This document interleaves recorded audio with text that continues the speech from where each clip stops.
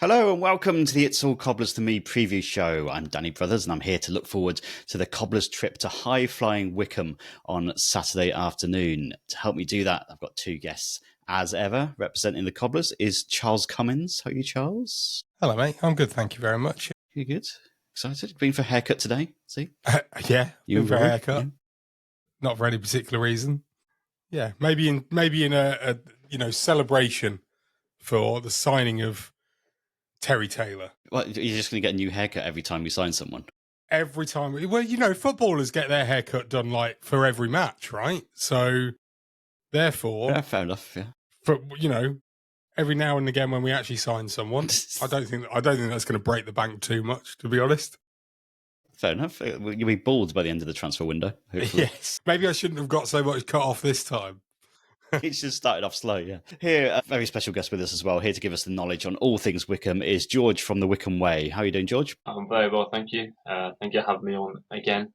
Looking forward to Saturday's game, actually. It's been a while since our last 3 o'clock kickoff at home, so I'm excited for it. Good stuff. We'll come on to the reasons why in a bit. Charles, you mentioned it very briefly there. A new signing in the door today as we record on Wednesday. Terry Taylor, midfielder, in on loan from Charlton. What do you make of that one?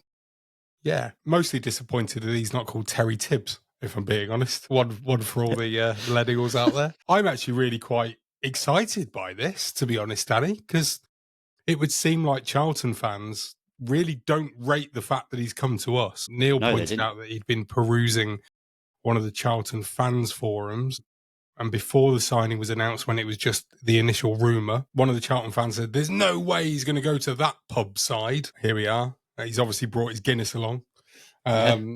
So, yeah, I mean, they all seem, looking at like Charlton social media, they all seem to be quite miffed by why he's gone. I mean, essentially, by the sounds of it, he needs game time, which is what he'll definitely get here with us as long as he can remain injury-free. Crucial. Sounds like he's got a good set-piece delivery on him. So maybe he's coming in, as you know how like in hockey, field hockey, they have specific penalty corner takers that only come onto the pitch to actually take penalty corners. You think maybe he's like our version of that. He's coming just to take all the set pieces. Well, it's going to need to be on more than that, isn't he? Come on. You can't just come on for set pieces. No, he'll be on the pitch. What I mean is that he'll...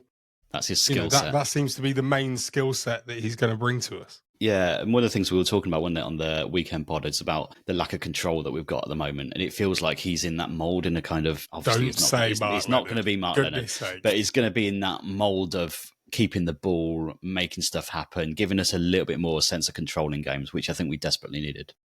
Yeah, I mean, if we're staying with the same sort of formation that we've got at the moment, Liam Shaw's settled in quite well, I think, into that kind of ball-winning midfielder role.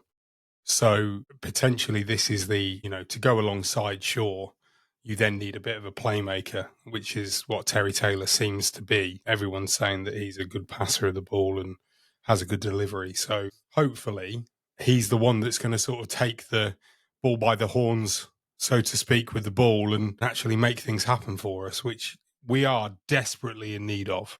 Yeah, it's another good box ticked, isn't it, in terms of recruitment. What else do you think we need then? We spoke a little bit about it on the weekend, but if you had to kind of pick 3 positions now that we needed. Go on, have 3. Go on. I'll have 3. Obviously a left back. Yeah, for the left back, please. I would like to see at least 2 of them be strikers, if I'm being honest. Tom Eaves, bless him. I'm not sure if I said this on Tuesday's episode, but it's no fault necessarily of him, but if you haven't got somebody that's sort of pecking at your heels, wanting your space, then, subconsciously you may be, I don't want to say that he's not trying so hard, but there's just that thing of the back of your mind, which is, I guess, that, well, I know I'm going to be playing. Whereas when you've got somebody that is looking to try and take your spot in the team, that just raises your game because you don't want to be sat on the bench. You want to be playing. He doesn't have that at the moment. So I think at the very least, we probably need somebody to come in and partner him first and foremost. And then we need somebody else that could be, the the game changer, the late in the game sub, the Ole Gunnar Solskjaer of our team that could come in and, change the game towards the end, which would be very much needed. And then I suppose for the other place, you wanted 3. I'd probably go with a pacey winger. Yes. Yeah. So need pace, don't we? Yeah.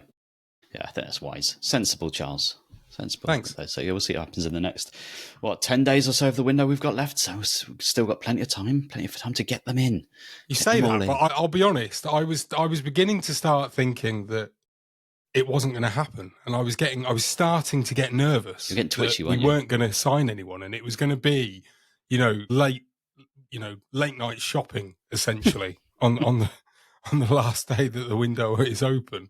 And you kind of know, don't you, that when you are signing players really late in the day inside of a transfer window, that they weren't your first choice target. Yeah, absolutely. Yeah. Yes, we do indeed. George, then let's get on to Wycombe. Quite a lot going on since we last met in September. We won 2-1 at Sixfields. Can you tell us a little bit about the last few months and what's been going on at Wycombe? Because an awful lot on the face of things. Yeah, there was a 12-game winning run that sort of came out of nowhere. There was I think it was a 22-game unbeaten streak, and it just seemed to go on forever and ever until Charlton just after Christmas. And then this month we've had a really busy transfer window. And the manager's buggered off halfway through the season, which is, it sort of came out of the blue a little bit. I think while his stock's high, it sort of makes sense for him to go and test himself in the Championship. But, Matt Bloomfield was at Wycombe for 20 odd years.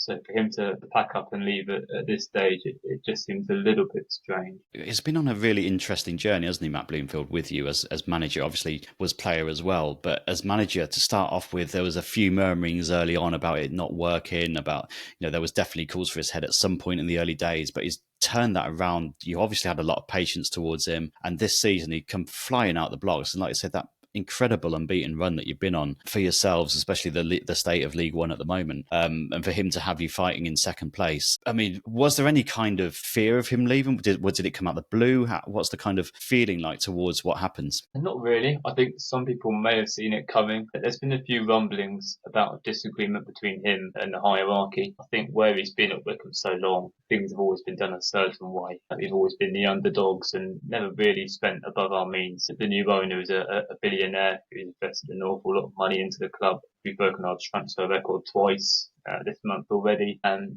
there's no doubt that Bloomfield's had less of a say than he would have done this time last year. So I think that might have sort of pushed him a little bit, but it still seems strange that he's got us in such a good position, and he wouldn't want to see the job out, and especially to sort of ditch that for a relegation dogfight is really odd. I suppose really though with that is that while Luton are in a relegation fight at the moment, they'll be receiving an awful lot of money in parachute payments and stuff like that from their time in the Premier League. So he's probably been offered a lot more money than what Wycombe had offered him. And I guess that money talks at the end of the day, and it was probably too good of an offer financially for him to turn down. That was how I kind of saw it. I know that there were a few, looking on social media, there were a few Wycombe fans that were completely and utterly gobsmacked by the fact that he'd chosen to leave, high-flying Wycombe, who were looking like and still are looking like that they're going to be potentially playing in the Championship themselves next season, for a team that may well not be and may well be back in League One again. But if you're going to be offered, however much money, could be thousands of pounds a week more than what he was on at Wycombe, then from a purely financial point of view, then you have to maybe take it. We would do in any other walk of life, I think. Just because it's football, I get that it blurs the lines a little bit, and obviously because there's that thing, isn't there, with us as being fans. We would never leave our club. There's no way that Danny's going to suddenly halfway through the season go on a free transfer to, I don't know, Oxford, just because he fancies the change of scenery or anything like that. But that's because, we're fans and we live and breathe our team. managers and players, no matter how long they've actually been at a football club for, at the end of the day, it is their career. And, it may well be a case that either they were a fan, growing up, or they just have a real affinity with the team because of how long that they've spent there. But at the end of the day, it's their career, and got to make sure that your family have got the financial support that they need now and in the future, I guess. Yeah, you make a fair point. He's got a young family. I think he's got 2 girls, and he was commuting to Wycombe from Colchester every single day. So already Luton's an hour better off for him. But then he's a 3.5-year contract. I don't know how good the money is at championship level, but let's say he's on 15, 20k a week. That's a £3 million contract. On what planet is he turning that down? Absolutely.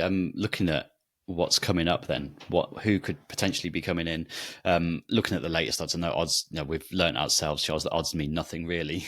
Names that have been mentioned: Des Buckingham, Russell Martin, Stephen Schumacher. Klaus Norgard is one that really interested us.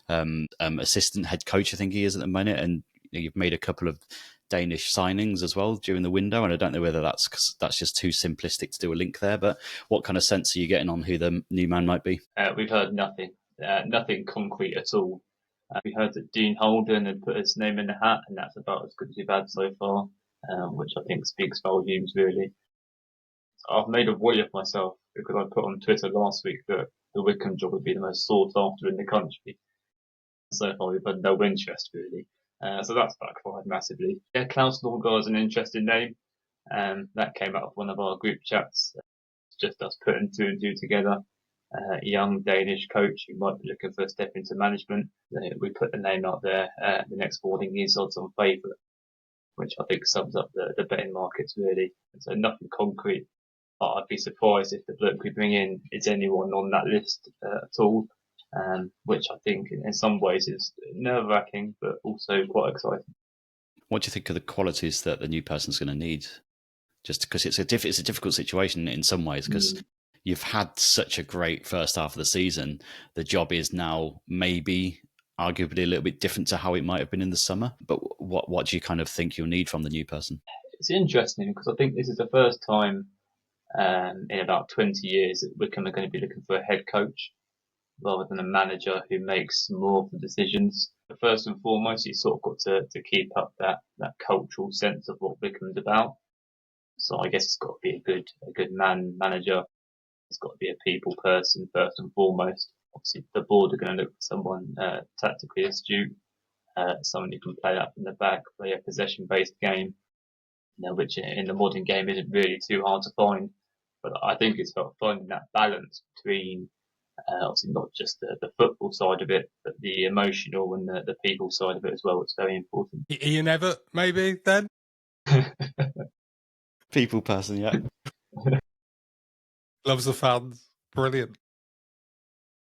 If you could choose, George, who would you have? I think from the names that are available, I think Stephen Schumacher is probably the most obvious choice. Again, he got Plymouth promoted almost against all odds. I think in the Ipswich and Sheffield Wednesday up within that season. So to take Plymouth up on a fairly small budget is a really good achievement. But other than that, there's not really too much that excites me. Des Buckingham is fairly local. So he's an option, obviously, again, a head coach more than a manager. To Oxford up, and I guess to have that on a CV is something that we'd look at this stage. He's essentially done the same job as you'd need as well, hasn't he, last season with Oxford, taking on a club that's in that mix of playoffs, promotion, and got the job done. So that could be a good shout as well. But yeah, interested to see who it's going to be. Do you think I assume you're probably working in very different circles in some ways, but does Bolton's vacancy now make it a little bit more complicated in terms of, competition for a manager, essentially? Yes and no. I think just because Bolton would offer more, I think budget's probably fairly similar now at this stage. But I feel like Bolton being a bigger club, they could offer more money and a little bit more reach who they could bring in. I think we're probably looking at the same sort of person anyway. Yes and no, really.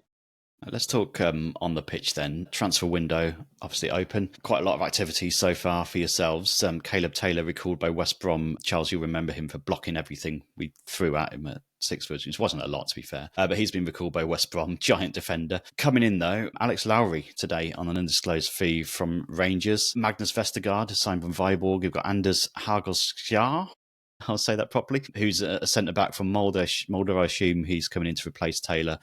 Sonny Bradley in on loan from Derby as well. So some really good business so far. Yeah, really promising. I think the board have put their money where their mouth is. I wasn't too sure going into the month whether promotion was actually the aim. Behind the scenes, they're building up the academy from the very bottom. So I assume that most of the money in the budget would go on that, but fair play to them. They spent, must be near $1.5 million already this month.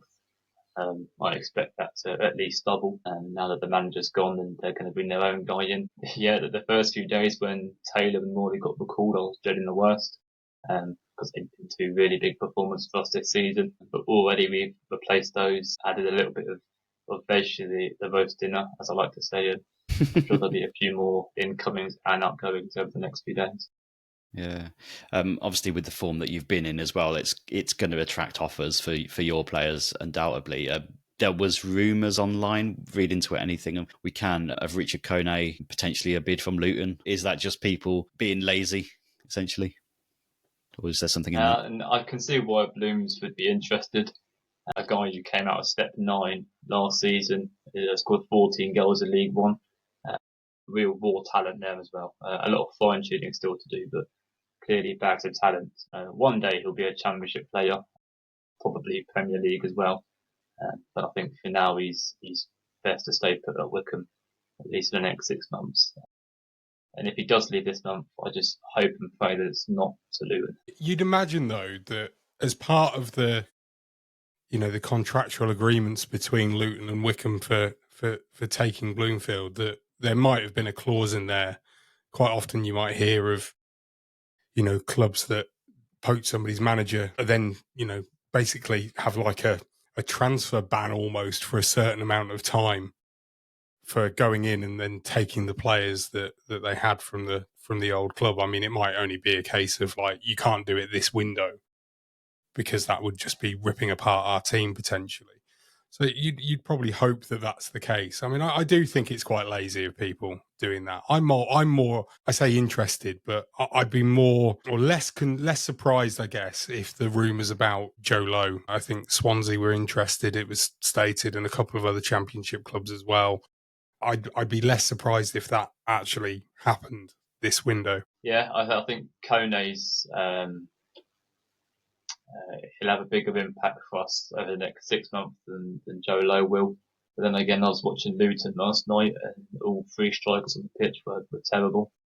So I can see why they're interested in Kone. But yeah, the Joe Lowe links make sense. Obviously a Welsh lad who's on the verge of the Welsh national team. So I think a move over there would do his international chances the world of good.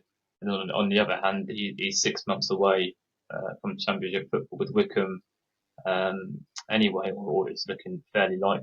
So I suppose that's a decision a club has to make. Do they cash in now, make a bit of money while they can, or I suppose risk promotion and his contract running out in the summer, and then he leaves for next to nothing. And what else would you like to see Wycombe do in the next few days then in terms of transfer business? What have you got left? I don't like the term deadwood because everyone in our squad is useful, but I think we've sort of reached a level now where there's a few players surplus to requirements, and so I think for their benefit more than the clubs, it'd be nice to ship a few out. Again, that opens up a bit of space in case you stumble across any bargains in the next few weeks or so. We've been linked with I think it's Danny Imray, who's currently at Bromley. Doing really well at right back, so that may happen. We're waiting an imminent announcement on James Berry from Chesterfield as well, so that's going to add a new dimension to our attack. And then we'll see what the next couple of weeks bring. I guess there's not anything we need to add. It's just about adding a little bit more quality and depth to see us through and over the line. Mm-hmm. Have you got anyone we can have? If you've finished with them, we're quite happy to take a couple of players on if you want. I'm trying to think who could be on the way out. I don't like naming names because everyone's played their part for us over the years. But I think Brandon Hanlon, a striker, is in need of game time somewhere else. Good goal scorer at this level. Ryan Tafazzoli has been around the block a little bit. I can see him moving on this month. And then really good players like Matt Butcher and David Wheeler have found themselves unlucky this season that they haven't played more. And they're probably itching to get back out on the ground. It's funny. I mentioned him to you the other day, Charles, didn't I? Brandon Hanlon. You did? I'll say it right. Because he linked up with Tom Eaves in his Gillingham days pretty well. Cheeky bid there, do you think? I mean, you'd love that, wouldn't you? You love Tom Eaves with all your heart. So the one thing that you definitely want is to have his, old best mate alongside him in the Cobblers side. Get him. You're just wanting Tom Eaves to get firing, right? That's all. So you're thinking, what can we do to make him super happy? What tools got to make Tom happy? Priority. Matt Butcher was another one that I've heard one or two people mention as well. But because of Aaron Morley going back to Bolton, it might have kind of stopped that potentially at the moment. But we'll see what happens there. Charles, let's get into what the match might look like on Saturday then, away from home for the Cobblers. One of the toughest games we could potentially have at the moment, I'd say. Yeah, it's a very hard game, isn't it, to start what is going to be a pretty difficult run of matches over the next few weeks, isn't it? I mean, the thing that I really like about Wycombe is their way that they attack. There's so much pace and power in that attacking lineup that it's scary in a way, but it's the fact that they are so... I mean, because I think, and I don't want to offend George or any other Wycombe fan here at all, it's when you think of Wycombe, you don't think of really skillful, technically beautiful players. You think of players who are really good at the thing that they do. They have pace and they have power. And you've only got to look at the two games that have already happened between us this season in the League Cup and then the home League One fixture. I mean, we essentially got blown away by how quick they were and how strong they were in attack. I think that, and the other thing with them in defence is that, again, they're just big and powerful and they will just header everything away and they'll clear everything and make it look really easy, which is annoying because you watch us sometimes, especially early in the season, and it looked like it was almost really difficult for us to even just get the danger gone. Wycombe seem to have that, especially this season, have just got that real togetherness, everybody going in the same direction, everybody working really hard, which is basically Wycombe's kind of mantra, isn't it, is work hard. That's the number one thing. And then they've got these players that are just, like I said, I'm repeating myself, but so quick and so strong on the ball as well. Basically blink and they're already halfway down the pitch attacking you and bearing down on goal. I mean, I suppose the most annoying thing out of their whole squad is the fact that Bez Labala, a player that we had on loan under Keith, maybe, I think, under feels Curlio, like was it? Yeah, feels like it would be, yeah. Who just seemed like just a bit like, what's he doing here? Didn't look like a particularly great player. And yet, he's really playing his part for Wycombe. Scored some great goals this season. He's an obvious talent that is slightly different. He's got that little drop of the shoulder to him where he can bamboozle a defender and make them go the wrong way. It really annoys me that we never saw that, or that, he wasn't that player when he was with us. I know he came to us on loan, I think, from Blackpool, and it wasn't long after he'd had all of his off the field problems. So he was kind of trying to get back into playing regularly again. It just feels like you look at it now and you go, how many more players are we going to have had at the Cobblers that don't really do anything for us, but then move on and then later on become much better? And he looks like he's beefed up an awful lot. I mean, years ago under Gareth Ainsworth, you'd kind of sort of say that, well, all of Wycombe's players spend more time in the gym than they do on the actual training pitch because they all just look like Bayo, essentially. Maybe that was more down to Bayo than it was Gareth Ainsworth, in fairness. But yeah, I think that it's obviously going to be a really, really difficult game. The last game that I saw Wycombe play was that dreadfully boring 0-0 against Bolton that was live on Was that one of the ones I made you watch? It was one of the ones you made me watch, yeah. And but Wycombe on that day were the better side, I felt. Bolton had a few attacks. I mean, I won't say that they were chances, but they had a few attacks that should have been, much better dealt with. But Wycombe were really strong in that game. Didn't really let Bolton have a look in, and looked like the only team that was really going to go on and win it. But I mean, I don't think we saw the best of what they had to offer that night. So if they're on their game, then I will be quite worried. But got to think about ourselves. I think here we've got Terry Taylor coming in. Hopefully that provides us with a bit more control and a little bit more sort of playmakery type chance making things. My words have gone for what I mean there. But we need to be, and the one thing that we're going to really have to be is clinical.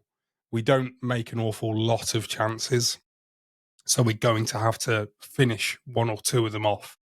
Yeah, absolutely. And George, Charles spoke quite a lot there about the attacking talent that's in your squad, and it's not just the ones that start games, is it? It's the ones that can come off the bench and make a difference as well. The likes of Anya Dinmer, Richard Kono, we've mentioned, Dan Udo is having a really good season, Labala, Cameron Humphreys, Gareth McCleary, the kind of rotation of those players, it almost feels like as soon as one goes off, another one comes on, they're just as good. It's not a downgrade or anything, and that's the strength in your attack, is the fact that you can bring on different players for different situations. Yeah, I think that's part of the reason why we've been so successful this season.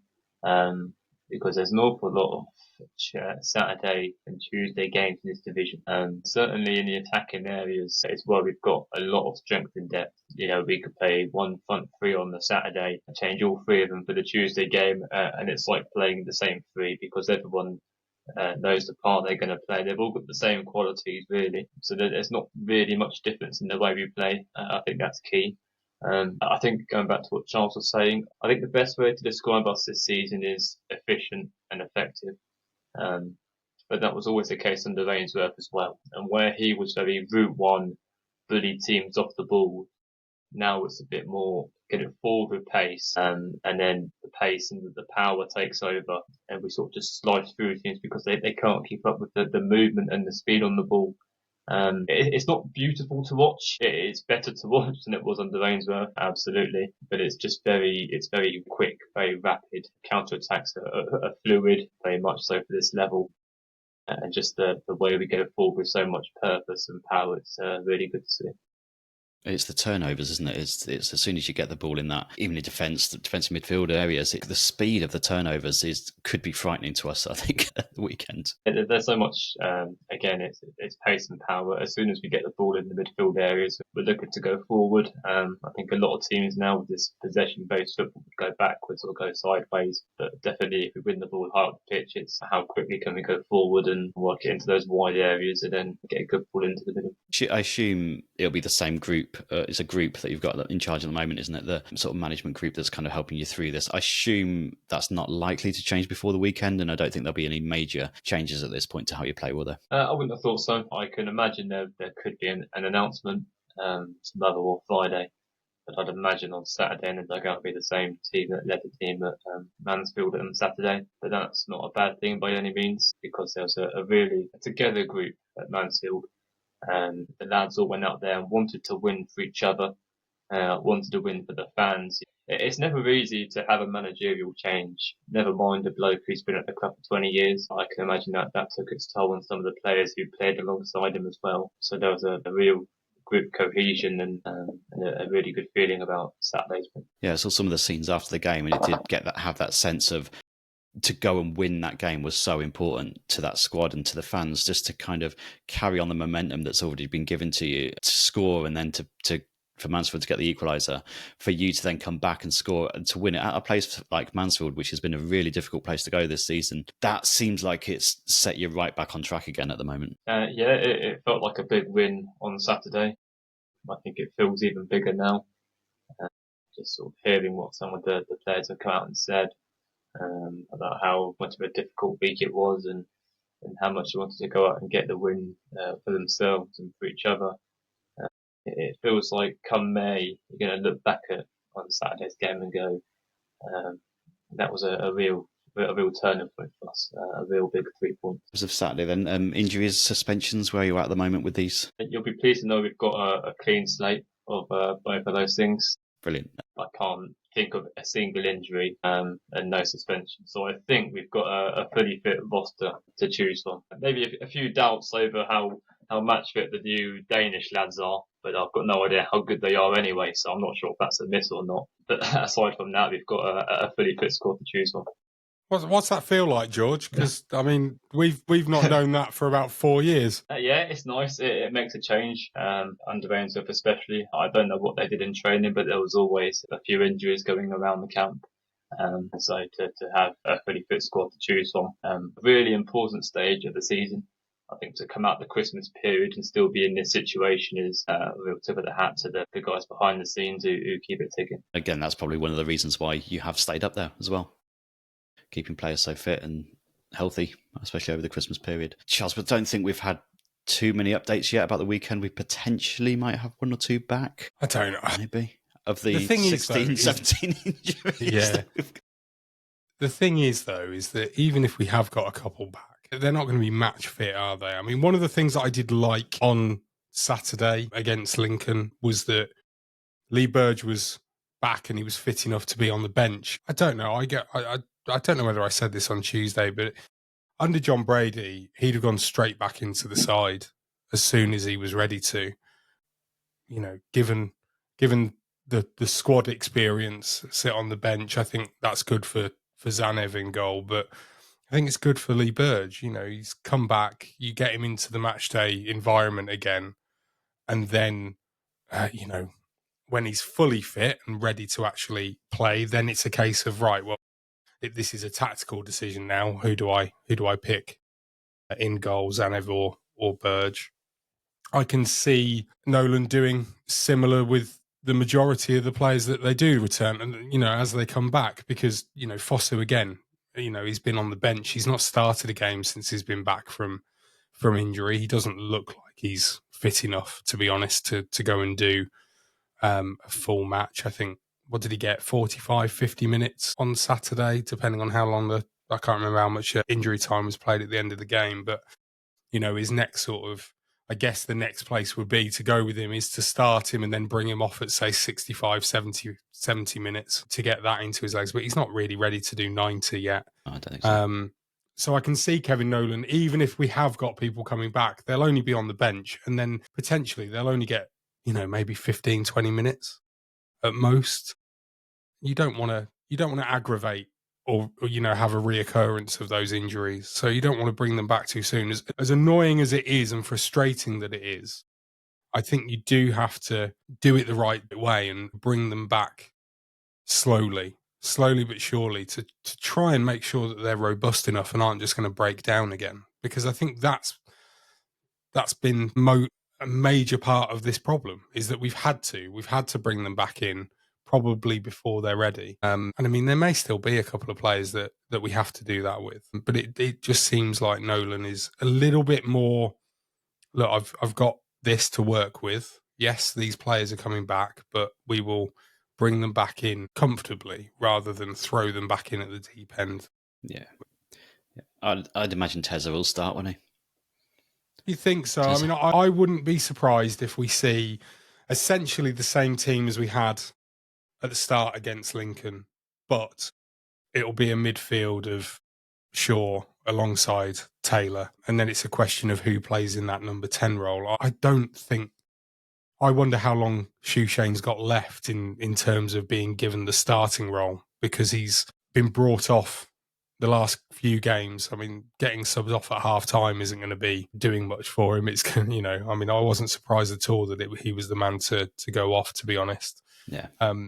You never know. Maybe he'll start Fosu in that number 10 role. That's what he came on to do originally. And it was only through then having to shuffle around again that he ended up on the left-hand side later on. So potentially you see him going in and starting the number 10 role behind Tom Eaves. And those are the only real changes that we see. Yeah, it could well be. But yeah, not wholesale, I don't think. No. George, is this we haven't got the players to go wholesale, Danny. What are you talking about? Very true. George, is this a must-win for Wycombe? Yes, I think so. Especially being at home, where our league form hasn't been great as of late, which it seems absurd saying that when we're second in the league. But Definitely away from home is where our best performances have been so far this season.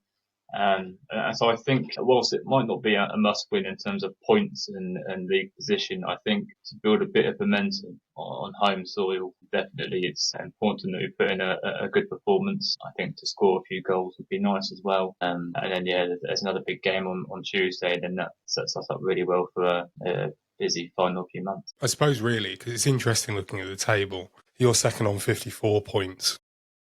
Goal difference of 24 goals, which is the second best in the division behind Birmingham by just the one. But Wrexham are right on your heels. They're 3 points behind you. They've got a worse goal difference than you with only 18. So, I mean, maybe even a defeat for you guys.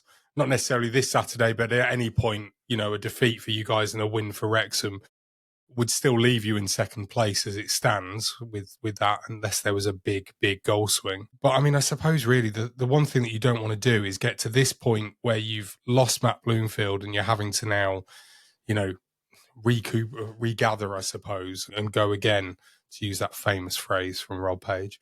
You don't want to be losing now and then ending up sort of out going, oh no, we've let this slip a little bit. Yeah, I almost don't like it being in our hands, especially when Wrexham and Huddersfield are so close behind us. I don't really fear Wrexham still, just because their away form is so poor. I think they've got, I think it's 9 away points all season. I think they've only dropped points at home once, which is where they're all coming from. Huddersfield have strengthened massively this month, and I think they're the main competition. No doubt in my mind that Birmingham walk the league by the end of it when it's all said and done. They'll be 10 or so points clear. So really, it's a 3-horse race for second. The pressure just feels like it's on us a bit more because we're setting the pace. If we do slip up this weekend or anywhere down the line, there's one or two teams on our heels ready to pounce, and that's slightly unsettling. I think that was Charles's way of saying you can afford to lose this weekend. I think it's fine. George, then last question before we do score predictions. If you were Kevin Nolan in the Cobblers dressing room and you had to give a team talk about how to beat this Wycombe team, what would you be saying? I think you've got to be physical. I don't think you can afford to back out of a single challenge, because once you do that, the space really opens up. We've struggled this season against low blocks, against the physical sides. I'm not sure if Tom Reeves is as good as he was 5 or so years ago, but a physical target man up front has been a weakness for us this season as well. So as many balls into him as possible, might provide some fruits. But yeah, I think it's about winning those battles in the midfield area. Don't give anyone time on the ball. Just really stuck in. Make it a boring watch. Make it a stop-start game. And then if you can nick a goal on the counter-attack or set piece, then you've got something to defend against. We are the absolute masters of making it a boring watch. Yes, so there we go. I'm excited now. I do think though that if you look at what Kevin Nolan said at the end of the Lincoln game, he was saying that we didn't get the ball into the box often enough. We didn't even really danger them. Yes, we had 10 shots and we equalled what Lincoln had, but we basically didn't do enough to trouble Lincoln's back line. I think that one of the things that Nolan will have been really working on is trying to get the ball into the box as quickly as possible with men in the box as well. I put that caveat in there because I don't want people just hoofing it from, the edge of our D to get in there when there's only Tom Eaves in the area to try and win the ball with no one around him. I can see it being... it's interesting how it's that sort of thing of George is saying win the midfield battle.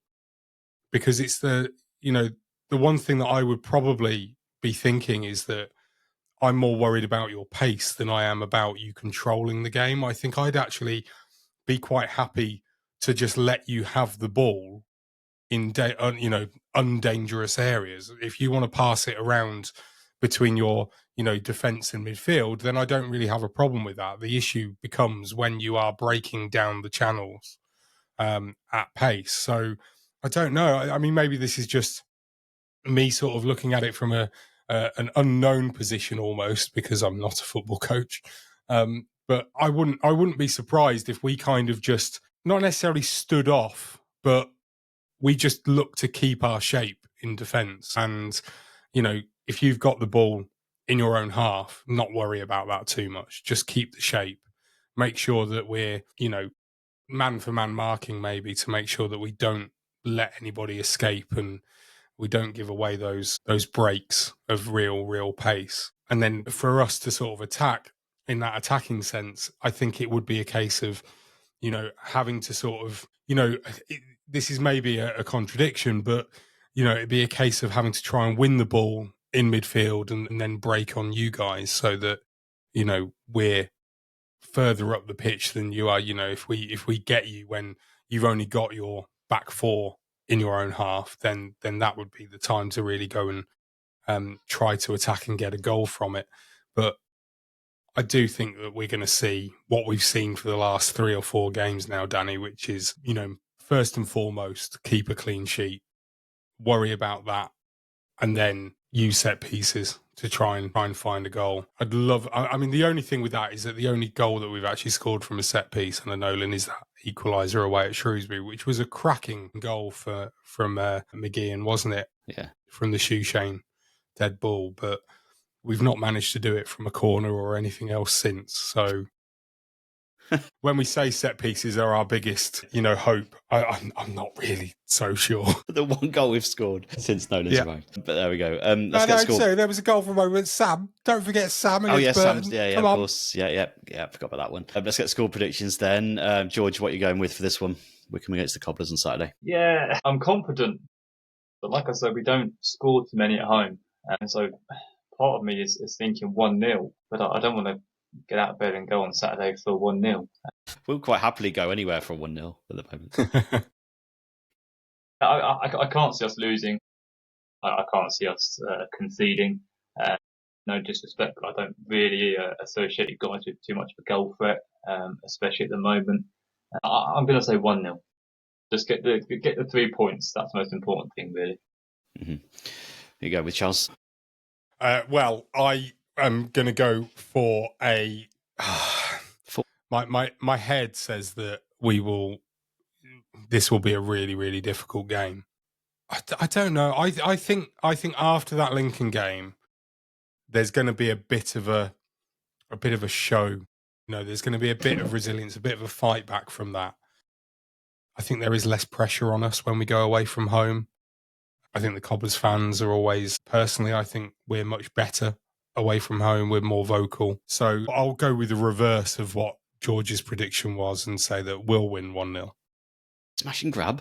Yeah, why not? Yeah, wouldn't it be lovely? Tom Eves, 89th minute. Brilliant. From a Terry Taylor cross. Get it on, Tezza. George, thanks so much for joining us. I really appreciate you coming on to chat with us. Do you want to plug the Wycombe Way before you go? Yeah, so it's the Wycombe Way on X.